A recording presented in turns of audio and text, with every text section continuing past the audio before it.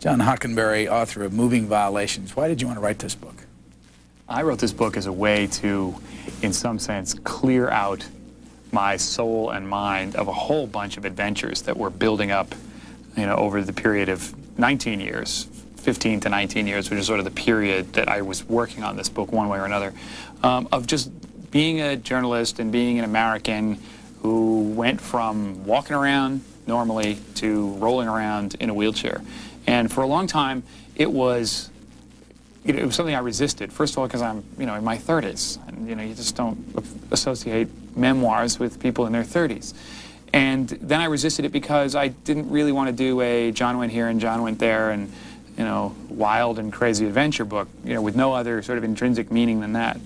And when I finally started to put things down, I realized that finding the meaning in between the stories was a really interesting process.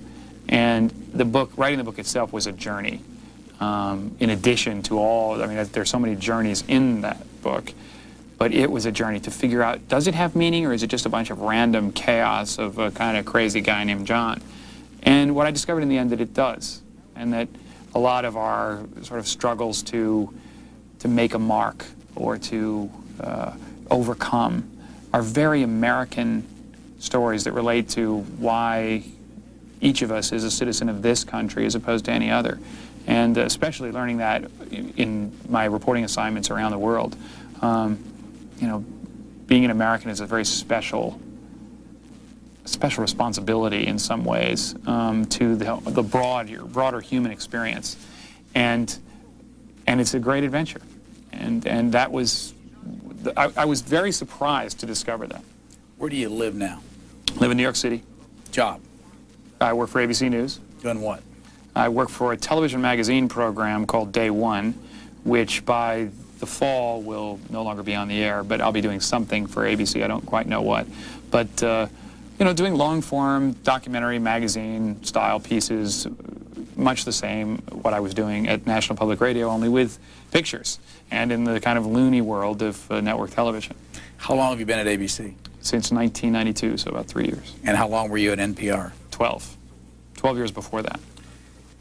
I know you've probably done this far too many times, but what got you to that wheelchair? When? I was in a car accident at 19 when I was in college.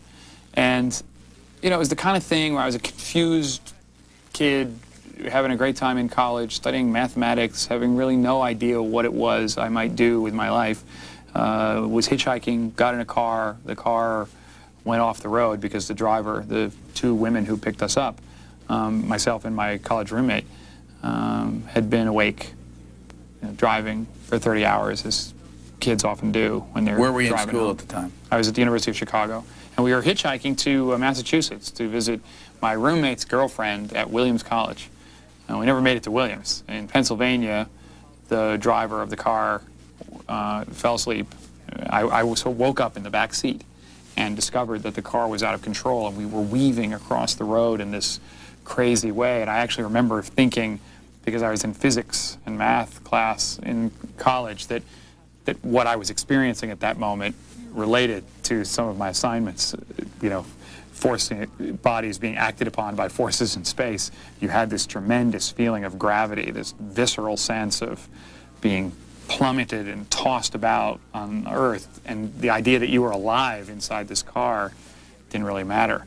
Your human personality sort of goes out the window, and you feel this, that feeling you get when you're in an elevator, when it goes up and down, that sort of pit in your stomach. It was sort of all over my body and mind. And we went over this guardrail and landed at the bottom of a 200-foot embankment. It was a slow grade of an embankment, but the car rolled and bounced. And at the bottom of that hill, I was in this car, and I knew I was hurt pretty badly. I was conscious the whole time, and I was scrunched up in the back seat and bleeding from my head, and I had some trouble breathing because my ribs were broken, a bunch of ribs were broken. And I put my hands down as you naturally would. You're kind of crouched in one of these American-made car back seats where they don't have much in the way of legroom.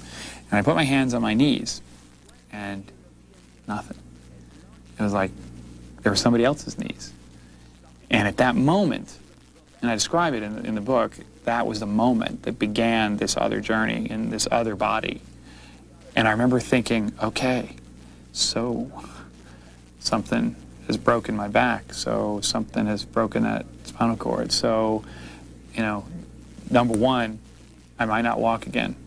And actually, I mean, I said I might not walk again in the car, I remember, but I was sure that I wouldn't. It just seemed so, just so stark, that change.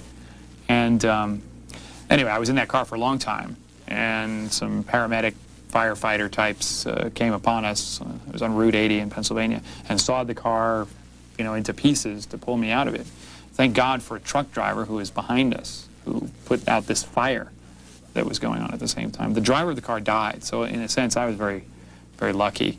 My roommate was okay. He was, you know, he wasn't hurt at all. And the other person, Rick, right? Subplot in the book. Indeed. Where is he now? Rick is in Seattle. He is a kind of venture capitalist who works in that whole kind of pot of wealth associated with Microsoft Corporation. He's doing very, very well. We've been close all during the 19 years since my accident, but unquestionably, in a kind of mirror image way, it both divided and brought us together. And my relationship with him is part of the book. I mean, in a sense that I was afraid for him at the accident, because he's sort of running around scared to death. You know, he is fine, but his best friend is maybe dying in this car. He was very concerned for me after the accident, and in a sense was afraid to address it and talk about it. We were afraid to discuss it as friends. I think a lot of relationships between men sometimes have these barriers where something immense happens and it's almost too difficult to talk about. And, you know, time went on. We actually did sit down for the first time 16, 17 years after the accident and talked, while I was writing this book, and talked about what it had meant. And it was so surprising, because what I thought he thought and what he thought I thought were completely different. I remember saying to him, I remember having this on an assignment for ABC News one time in some crazy hellhole, of waking up from a dream and going, my God, I never thanked him, because essentially he saved my life. I mean, if he wasn't there walking around, I would have burned up in that car. And I was so driven to move on from that moment that I never had said, thanks, Rick. And I remember being so obsessed with this idea that I'd never thanked him, and that there was no, you know, there was no acknowledgement of his role, that I was the one that was getting all the attention. I was the one in the chair. I was the one going to NPR and being the journalist and overcoming obstacles and all this, and that he had never once been thanked by me. And I remember I said this to him, and he says, he kind of went, huh?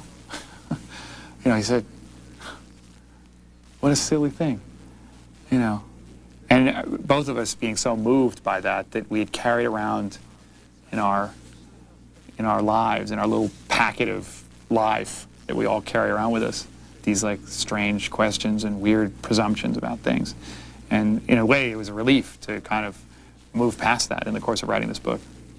You explain this in the book, but... Yeah, physiologically, some details. What's the deal? I mean, we can pull out the charts here, like Ross Perot. I'm broken here. It's T5. It's called the thoracic vertebrae. It's the 5th thoracic vertebrae. You have cervical, thoracic, and lumbar, which means I'm paralyzed from about here. Christopher Reeve, for instance, is like up here, C1.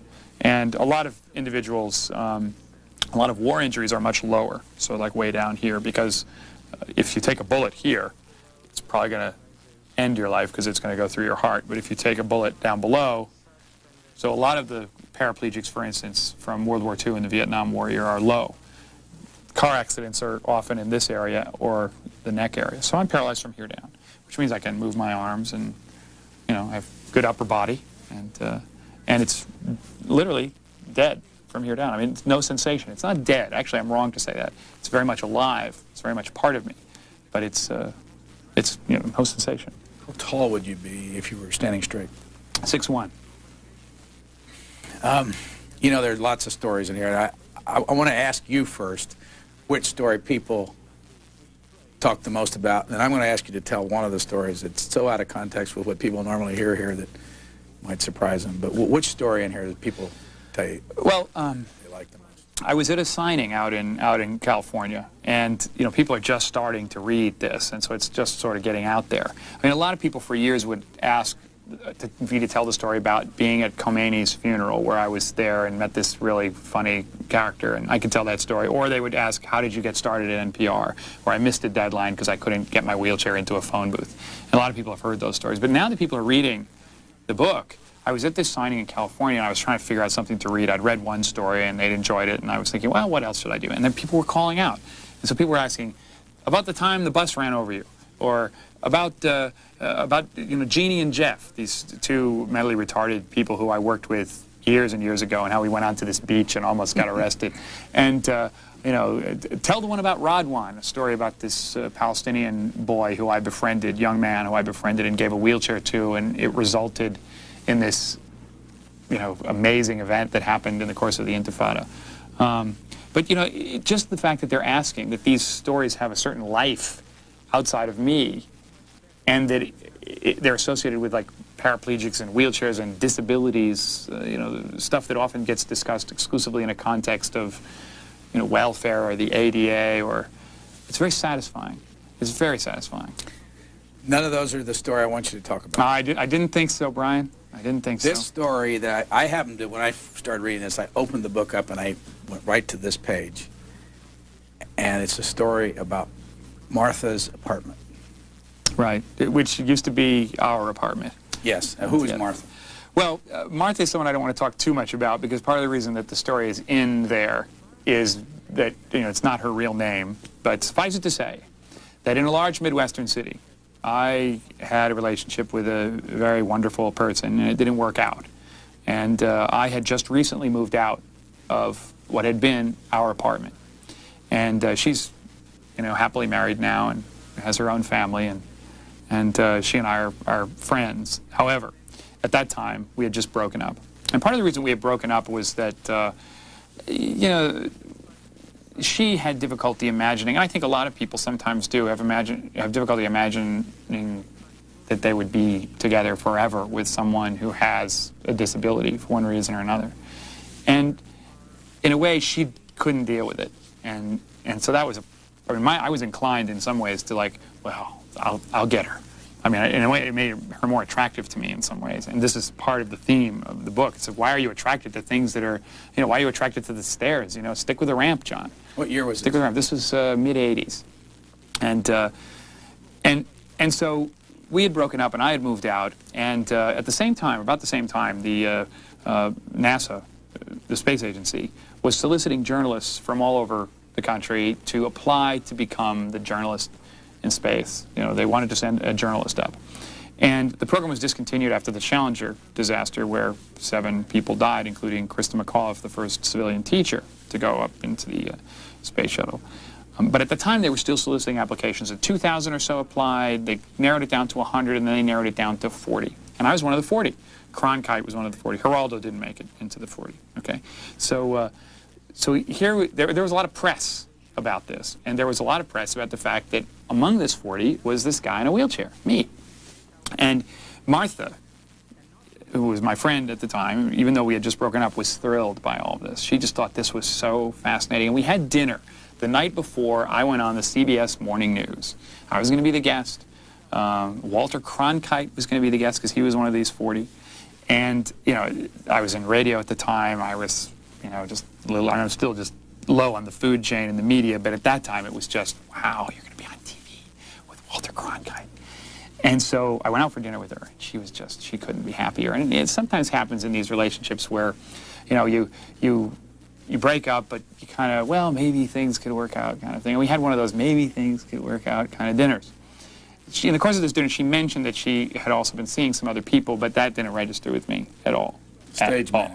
Yeah, right, the stage manager guy that she'd been sort of seeing, because she was doing some industrial show in town. That didn't register. Drew a complete blank on that. The next morning I get up, I'm on the CBS Morning News show, and it was one of these funny moments, and, I was sort of talking with Walter, and the anchor at the time on that program was, first he was concerned about Walter being too old to go into space, and you can imagine how Walter responded to that. I mean, he was really thrilled to hear that. And then he turns to me and says, you want to be the first paraplegic in space? I said, no, I want to be the first journalist in space, pal. So it was this kind of interesting repartee, and in the end I sort of said, in space there's no gravity, so you don't need wheelchairs, so anything is possible. And it was kind of this affirming moment, and I got off the air and I, called my parents, and they were thrilled, and Martha called, and her parents called, and it was like, wow, that was great, that was really good. So I was feeling kind of, Brian, on top of the world in that particular day. And so that evening I said, I'm going to just go over there, to our old apartment and just, surprise her, maybe take some flowers or something. And I still had the keys. This is the key. I still had the keys. So I go over, there's nobody there. And I go into the apartment, I look around, oh, well, she'll be home later or something like this. I go into what had been our bedroom, and I lay down on the bed, and I'd been up since 5 in the morning, because this was Central Time. I was on morning TV. I'd been up since 5. I was tired. I fall asleep immediately on what had been our bed, in what had been our bedroom, in what had been our apartment, and the keys I still had, and, God knows what I was thinking. But when I woke up, minutes or hours later, there were voices. And there was like the stereo was on, and there were 2 voices out in the living room. And I was suddenly terrified. And before I really even had a chance to think about what I was going to do, they started doing this, okay, I'll get the lights, I'll do the stereo, okay, see you later, I'll brush my teeth, this sort of like, they're coming to bed right now. They're coming into this room. And I thought for a second, well, hey, couldn't I just go out and say, hi, sorry, I'm here, see you later. But I was so worried about her date, that having a guy in a wheelchair emerge from her bedroom, that would really kind of put a damper on things or something. And in the morning, I'd been thinking about journalists in wheelchairs in space. So it was a real, like, the sky's the limit kind of sense of what's possible here. And so for some crazy reason, I decided, well, what I'll do is I'll jump off the bed, fold up my chair, pull off the wheels, because there are these advanced quick-release wheels, and just kind of get under the bed. And then I'll just be there. And I'll just escape sometime later or something. I don't know what, but I just did not want to be discovered there. And that's what I did. And sure enough, they come in to the room. I'm off the bed. I'm under the bed. I'm with the wheelchair. I'm huddled with all this stuff under there. They just like, it's like a mid-air collision, boom, and stuff starts falling, shoes and socks and everything else you might imagine. And then they're in bed, and it's 10 hours of this. 10 hours under the bed, and they're on top. They weren't awake for the 10 hours, I assure you, but, and I was just like, oh my God, what am I doing here? 10 hours? 10 hours, yeah. And you say you found a pen and wrote something on the slab? I scratched a little note to her saying I was here. It's amazing what you learn when you're underneath the bed of someone you're that close to. And it's amazing what, other guys will... This guy talked a lot about Lord of the Rings, the J.R.R. Tolkien book, and Martha did a lot of, it just seemed like the guy was kind of a loser. But who was the loser, right? Me. Now, I was the one under the bed. You're leaving, of course, a lot out because it could take the whole program to get the details on it. Yeah. But, were you able to sleep? No, I couldn't sleep. If I fell asleep, I would snore or something. Or, if you're a paraplegic, you often get spastic, and your leg will like start twitching or something. And so I was just having to lie there very, very still and monitor my legs and everything, because if I twitched, God knows what they would have thought. Somebody, while they were sleeping, is like snoring or making noises underneath the bed. So I just had to lie there completely still. Compared to going into space, quite frankly, this was way, way beyond. I couldn't imagine too many more people having done this. And now, what happened in the morning? Well, in the morning, they're getting up, and I'm just like, I had to go to the men's room very, very badly. Can you tell in your state whether you have to go to the bathroom? Oh yeah, it's not like anyone else, but it's an unmistakable feeling of extreme urgency. And so I was hoping that this was going to be over soon. And they're collecting their stuff, and Martha reaches down to grab something, a sock or something, and her head comes down, and I'm going, oh my God, she might see me. And her head comes down, and then it goes up, and I'm going, maybe I got away with it, but I don't know. And then her head comes down very slowly. And she looks at me, her head's upside down, looking at me. I'm like under there, and she was great. She says, why don't we go into the kitchen and have some coffee? She immediately gets him out of there, and they go into the kitchen and have coffee or something, and then he says goodbye. And she comes in to the room, and I thought that she would just take out a farm implement or something, a rake or a pitchfork, and just, what the hell do you think? But no, she was very nice.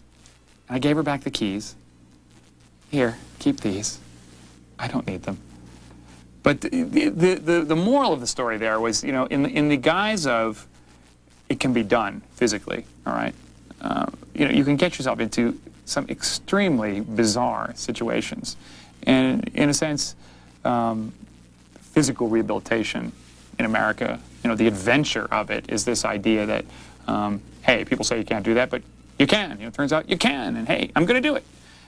But you can take that to an extreme that, in this case, was very bizarre and humorous. But in other cases, is a disturbing side in some ways to America's entrepreneurial kind of can-do attitude that I've had occasion to live from both sides. Now, the one thing you don't tell us in the book is, did she ever tell the stage manager that you were under that bed? No, she never did. No, I know that. She never did, but they don't, he doesn't even know who he is. And they didn't have much of a relationship. I mean, it was just kind of, he was passing through, It was, what does she think of you today telling this story in this book?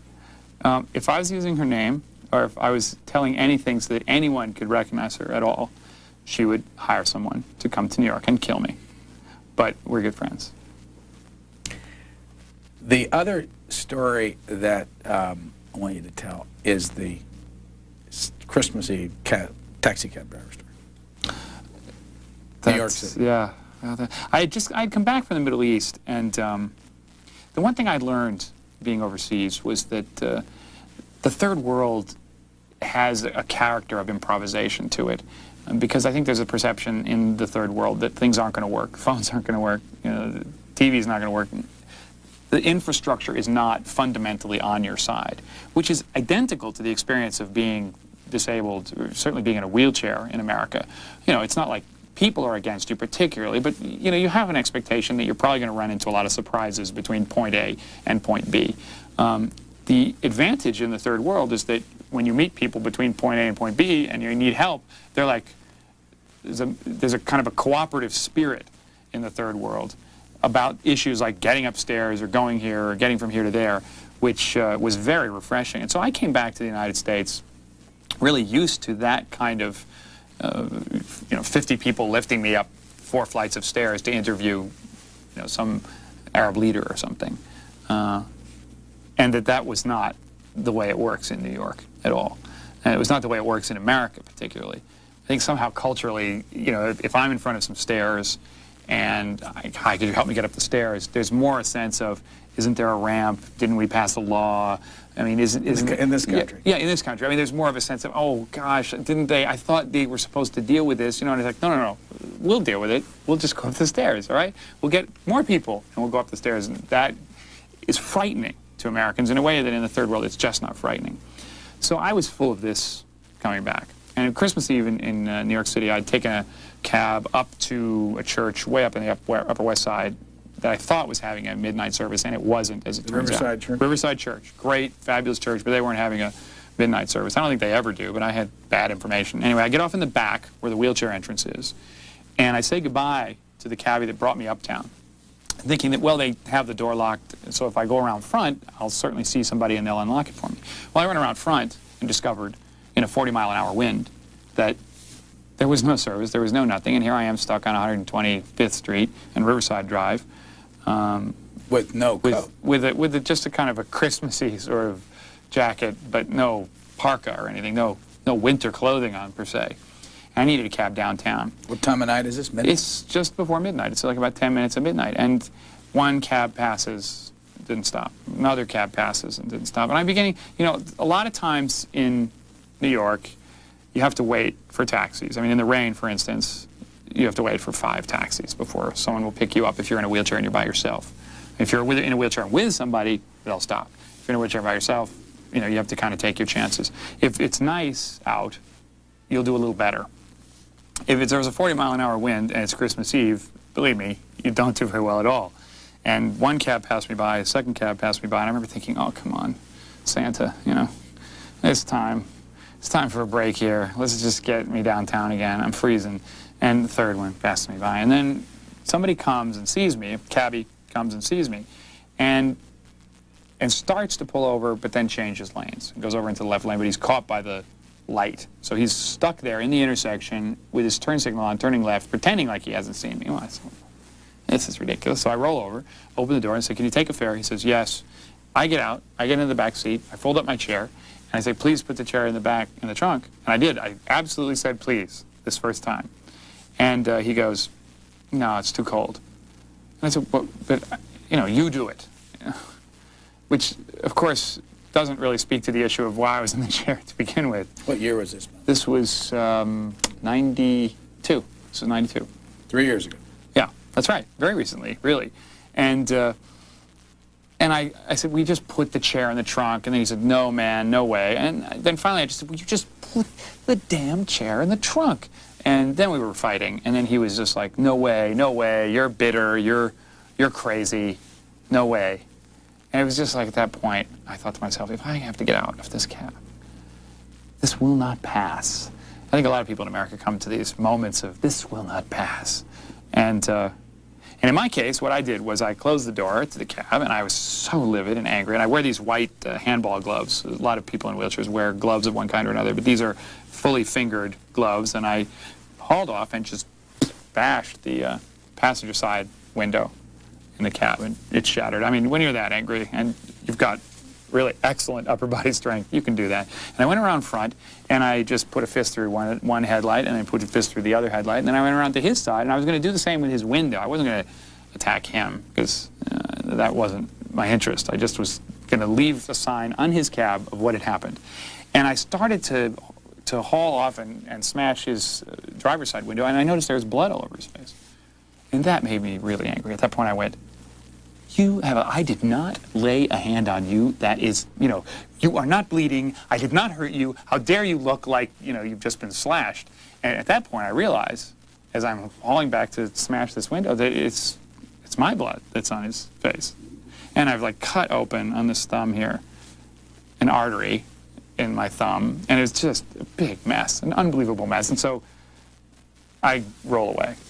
And I'm rolling down the street, and a cop, meanwhile, has like checked out this cab with the door open, 3 windows smashed.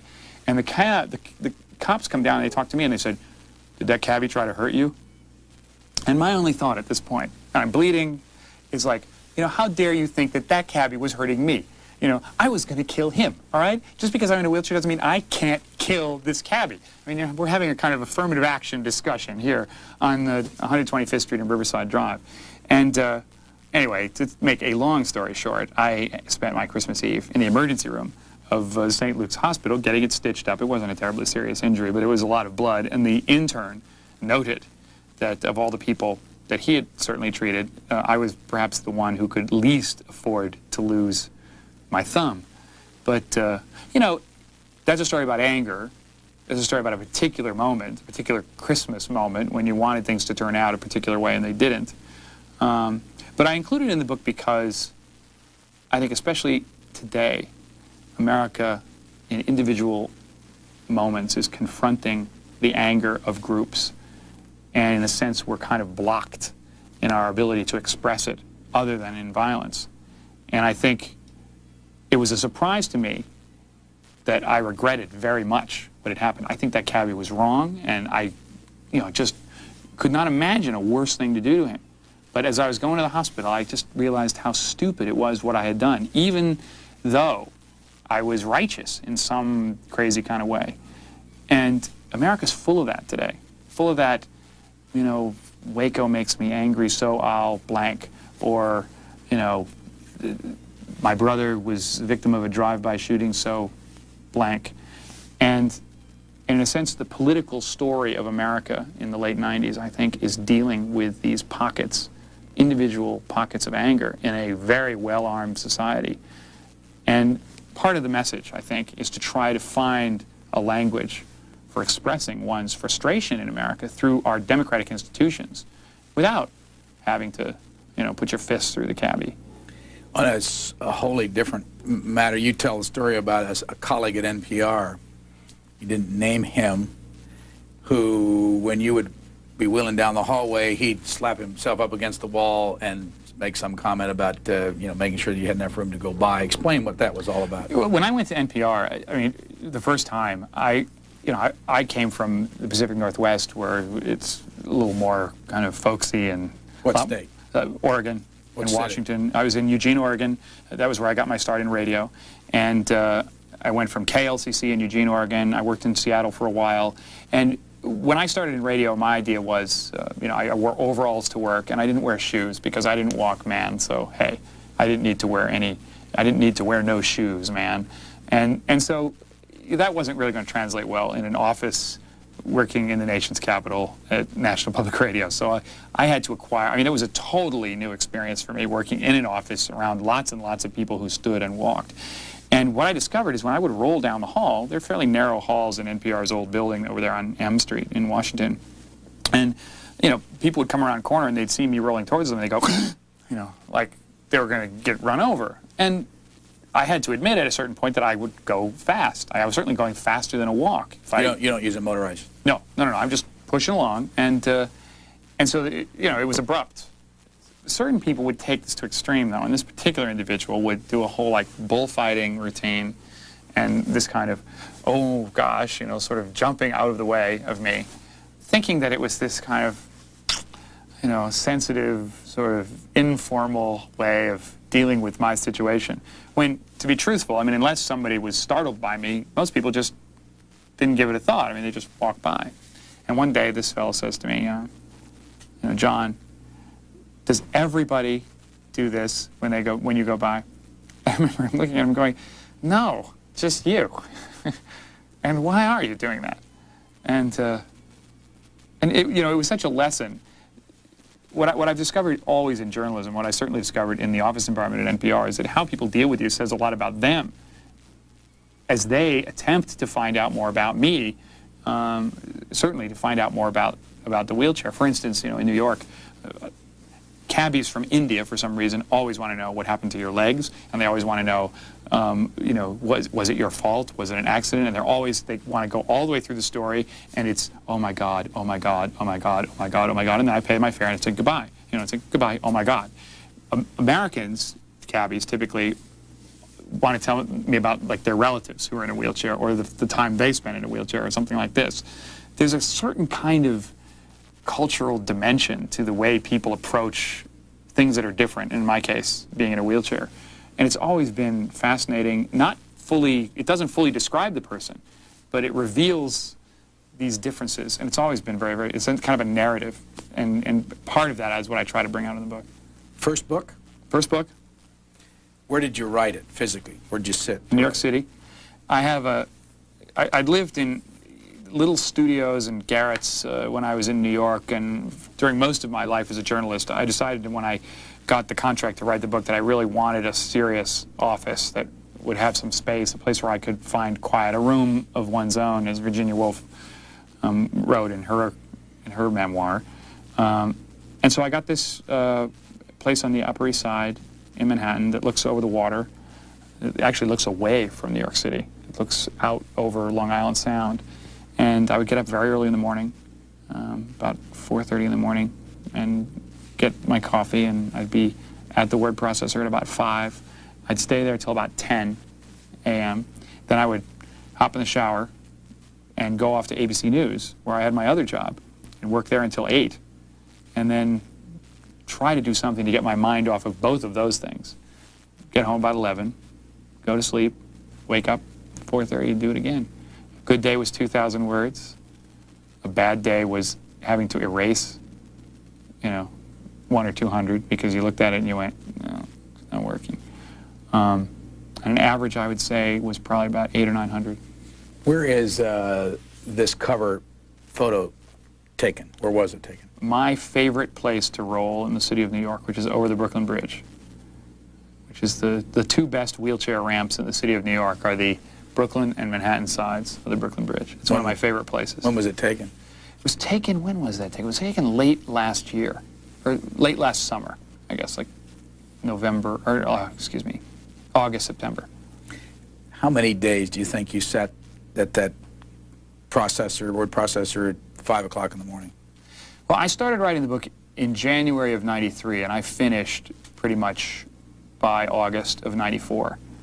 And a lot of that time for ABC News, I was on the road, so some of the times I was getting up in a hotel room on one of the stories I was working on and doing it on a laptop.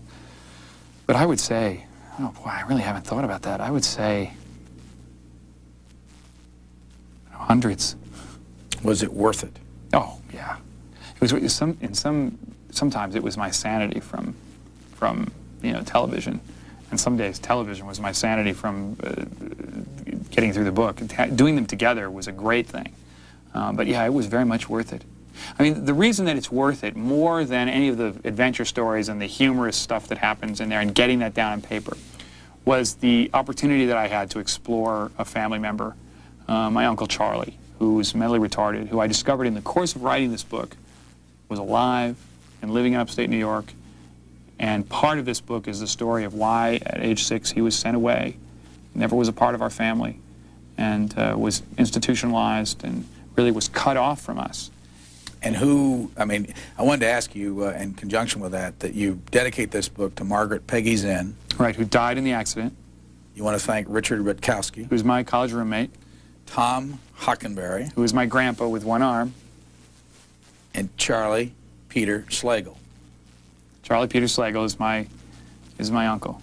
Now, when was the first time Charlie Peter Slagle is related to you in what way? He is my mother's brother. My mother is his oldest sister, and my aunt is his younger sister. Is your mother alive? Yes. And where does she live? She lives in Albert Lee, Minnesota, which is about 90 miles south of Minneapolis. When was the first time you heard about your Uncle Charlie? When I was a little boy, there was a picture that we had that had the faces of my mother and someone who looked very much like her, a younger child. And I would always ask who that was. And probably on a half dozen occasions I would ask, because kids always are curious about everything. Oh, that's Peter, he was called. They called him Peter when he was at home. That's Uncle Peter. And what happened to him? Oh, he had to be sent away. And that was the sole detail that I really knew about him. And what, 30 years later, I asked my mother, while I was working on this manuscript, I wanted to know about some of the disabled individuals who were in my family, my grandfather with the one arm being one of them, and Uncle Charlie being the other, who I remembered, yeah, I had this mentally retarded uncle, right? And I asked my mother, what year did he die? When did he die? My mother looks at me and says, well, he's not dead. He lives here. And she showed me where. She went over to a drawer and opened the drawer, and in the drawer were like correspondences from this facility where he lived, in this facility for mentally retarded adults. And I remember being so angry that my mind had killed him, because essentially I knew so little about him that there was nothing to know. So my mind just kind of killed him off.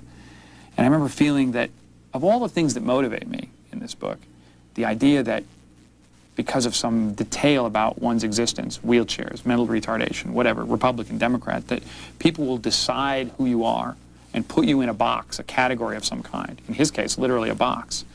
And that is so frightening to me. Breaking those boxes is so much about what I am, that I set out to go visit Charlie. Peter is what they called him, but since he's been in the institution, they call him by his real first name, Charles. So he's Charlie now. And to go visit him, to interview my grandmother, who's still alive, who lives in Houston, Texas, actually Conroe, Texas, north of Houston, to visit my aunt, who also lives in Conroe, Texas, and to interview her, Susan Young is her name, to interview her about the circumstances of Charlie, of Peter, and my mother. And this was dicey business. This stuff had not been talked about in our family at all, and I was not clear as to whether anyone really wanted to talk about it. And I was also not clear as to whether it was any of my business. They'd sent him away long ago. I didn't know if they wanted me, mucking up the works here. But to my great surprise, and what makes this book worth it, is everyone told everything.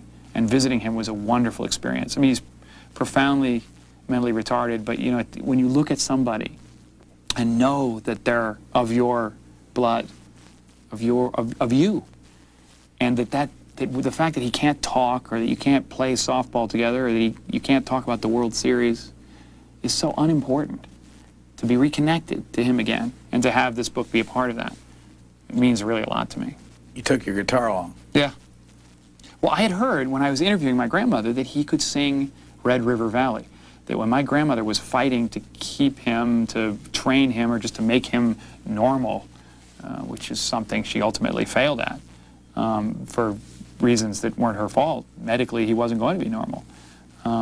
She would sit him at the piano and play music with him. And he would sometimes mouth the music. And the one thing that the people at the hospital said he retained was knowing the song Red River Valley. So I took the guitar just with this idea that I would sing that song to him, and maybe he would sing it with me. I had no idea what to expect when I saw him.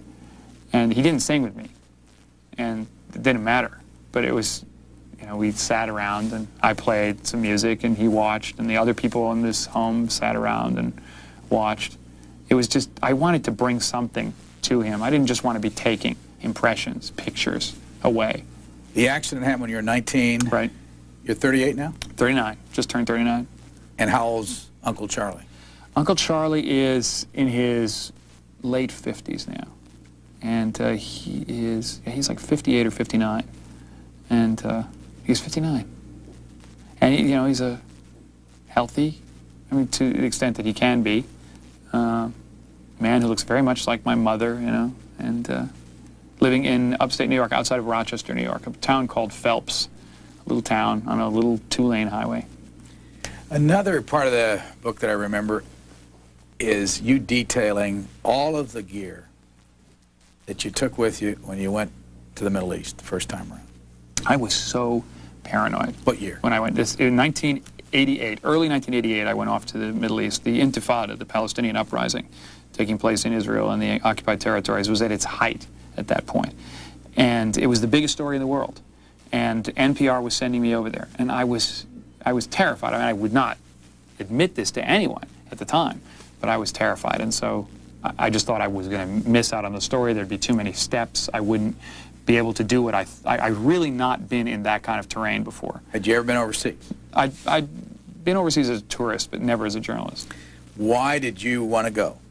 Well, I had been itching to get them to send me somewhere. I really wanted to go to South Africa. And if you remember, 85, 86 was the state of emergency period, the height of the unrest in the middle 80s. But I wasn't able to do that. I mean, NPR didn't send me, and there was no visa possible anyway. So I've been advocating to go to Asia or London. There was a possibility. Russia, there was a possibility. Moscow, the Soviet Union at the time. And I was sort of runner-up, and it wasn't, you know, they weren't sending me. They sent somebody else. And I remember they had an opening, an unexpected opening in the middle of this big story, and I was kind of the only guy kicking around Washington with his bags packed. And they asked me, they said, you know, would you go to Jerusalem? I never in a million years expected that that place would open up. Had you been asking? I hadn't been asking about Jerusalem because it just seemed like that was not a place they were going to send me. It was just too important.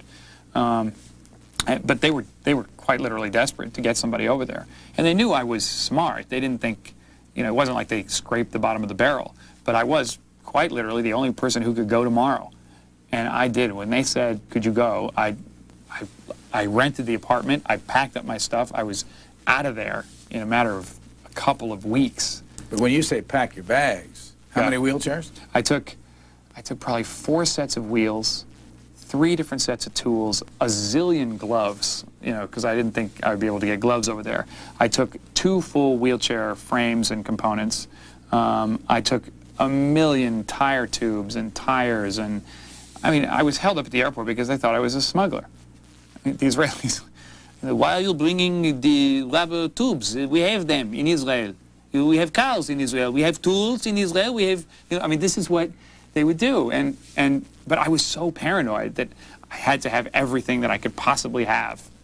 And I got over there, and I realized you know, a lot of what I had brought was not what I needed. What I ended up needing was like, you know, the ability to speak the language. And I learned that while I was over there. I mean, I didn't do it well, but I learned Hebrew pretty well, and Arabic to a much lesser degree.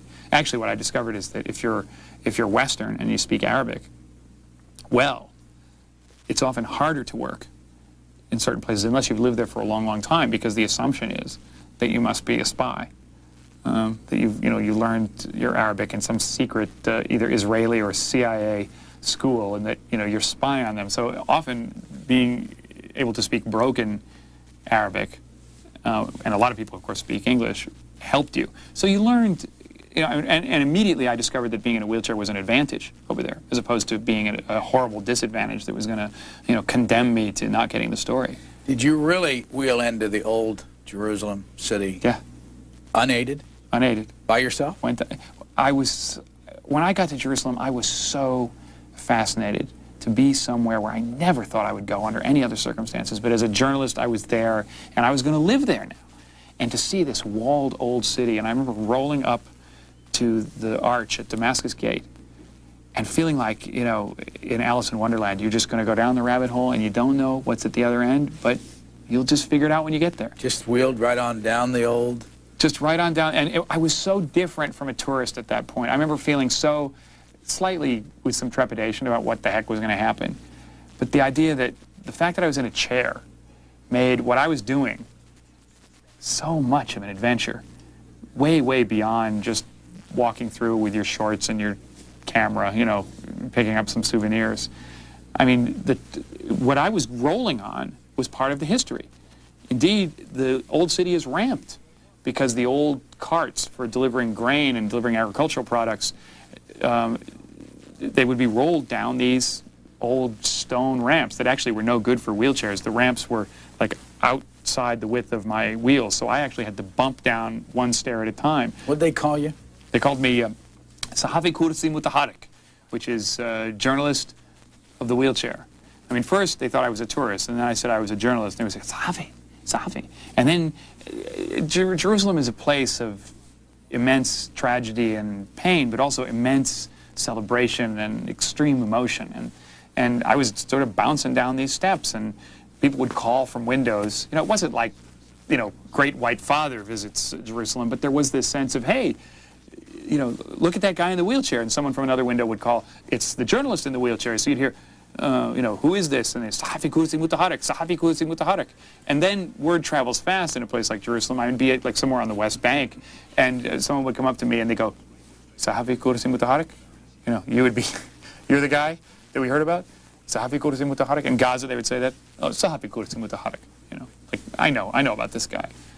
What about, and there's not much time, what about, and you were talking earlier about how Americans treat people in wheelchairs, but you had one of the officials literally carry you to the top of the police department every, Friday evening? Or Moshe, this guy who was with the Israeli police, just a big, strapping guy, who, before I arrived there, spent his time fighting with the journalists across the press line who would want to cover the Friday prayers in Jerusalem, which in 1988 and most of 1989 were news events in a way, because there would be violence that would sometimes be orchestrated, sometimes spontaneous, that would relate to Friday Muslim prayers around the Dome of the Rock and on the Temple Mount, as the Jews would call it.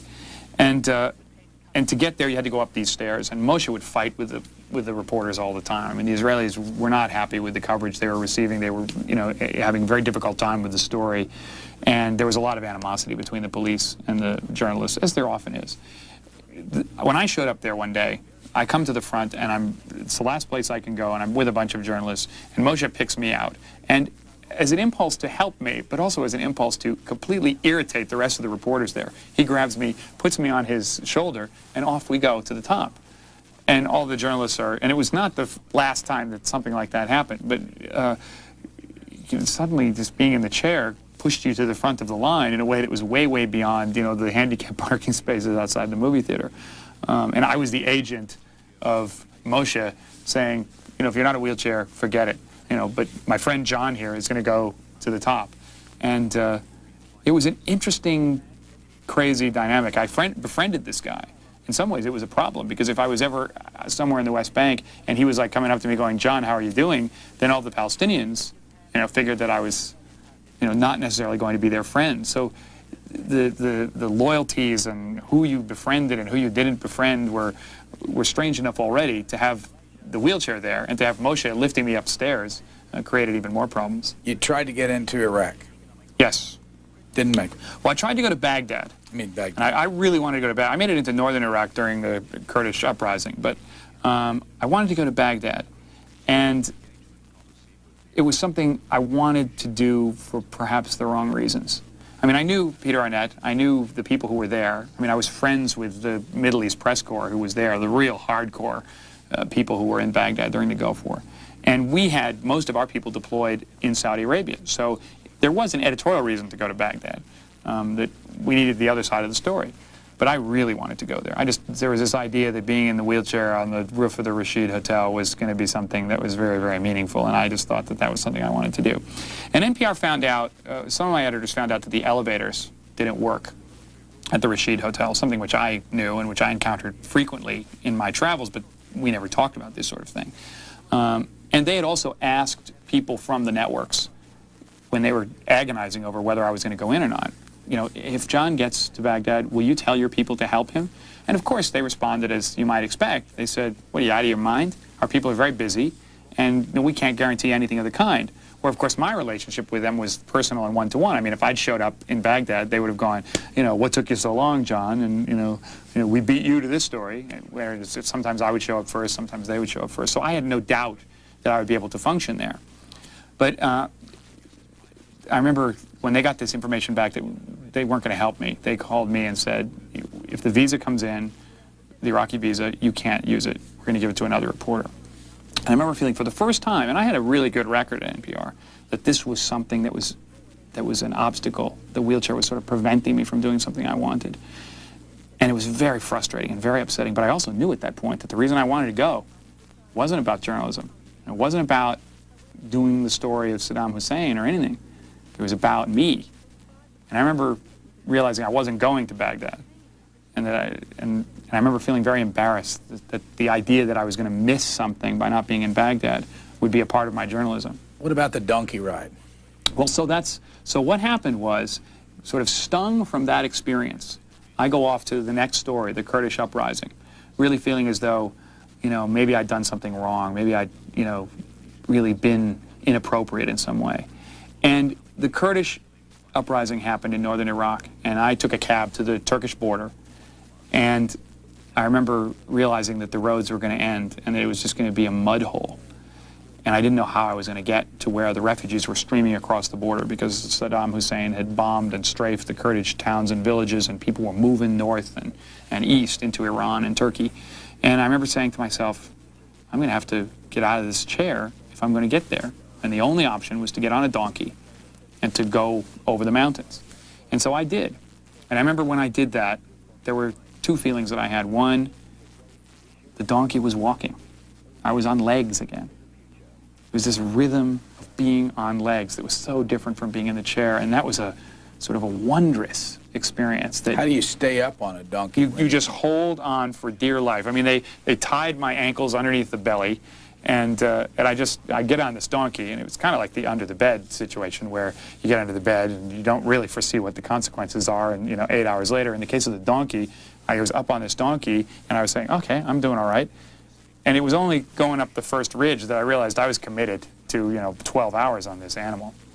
And so you hold on for dear life with your hands and arms. And I was strong enough so I could definitely do it, but it was, you know, it was a definite physical effort. But the thing that I felt most of all was amongst the Kurds was realizing that I'd spent a lot of that war, and a lot of the journalists, I think, spent a lot of that war thinking that, you know, they would miss it somehow if they didn't go to the right news conference, or they weren't at the right place where things were blowing up, or they weren't with the right unit of soldiers going into Saudi Arabia or something. And I remember at that point realizing that there's no way to miss a war. That war is something that happens to everyone in its own way, and that, you know, around me, seeing the consequences amongst those Kurds, and being on the donkey, you know, I realized that I'd missed nothing. Do you want to write another book? Absolutely. Have any idea what you want to write about? I don't know. I don't want to write about me anymore. I've had enough of that subject. But I've got a couple of ideas for a novel, and a couple of journalistic ideas. Are there things that, stories that didn't get in this book? Oh, yeah. Oh, sure. Oh, sure. I don't know if they're worth another book, but there are stories we edited out, and there are things that, you know, I didn't want to get into. But I think, you know, that's good. I mean, if I thought that everything about me was in this book, I think it'd be a little frightening. But the nice part is that, you know, it's a small part of me, really. I went into this project thinking that everything about me was wheelchairs and war zones.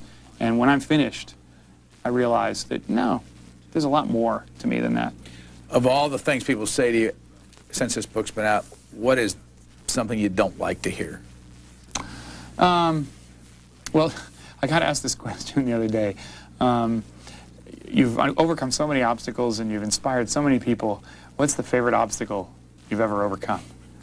I remember drawing just a complete blank, as though people look at me and say, you know, oh, you've really inspired a lot of people by not committing suicide or something. It's this idea of being an inspiration. It doesn't bother me so much, but I like to think, and I think what this book is about is, I like to think that there's a universality to pushing ahead. I mean, it's what we do in America. It's a very American thing to sort of not give up. And I think the idea that there's something special about that is wrong. That in a sense, I'm just doing what everyone else, I think, is doing.